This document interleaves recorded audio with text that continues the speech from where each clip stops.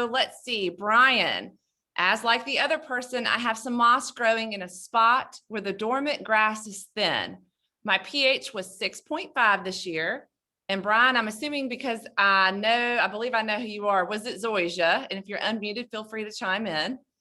What is the best way to get rid of the moss to make sure it doesn't spread or stick around this summer and spring?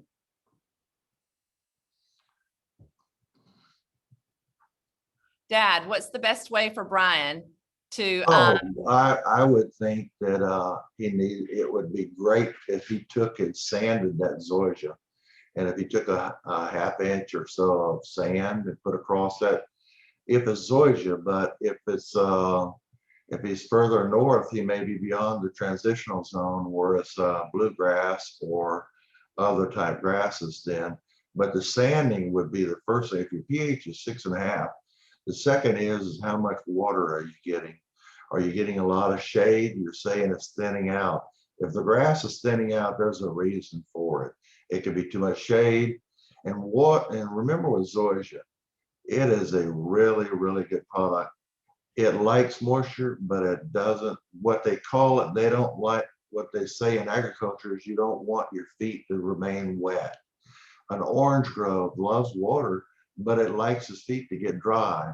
Zoysia, if it is zoysia and this moss, in my opinion, that sand is going to help. The second thing is do you have a drainage problem? Is there water pocketing? Great. Hey, Okay. yeah, this is Brian. Thank you so much. Yeah, it is for zoysia, and it has been really wet here in Central Virginia, and we have clay, so it never dries out. Yeah.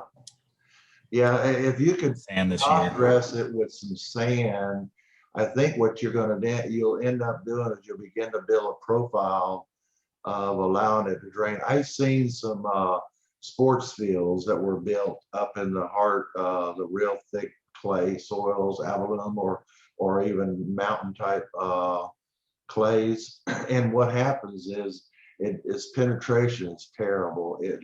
The percolation rate's real low. And if you'll continue to over sand it, put some sand on it, after a few years, that sand profile will help it drain, but making sure that the water doesn't sit on it. You know, anytime you have moss and thinning out, it's either trees or too much water.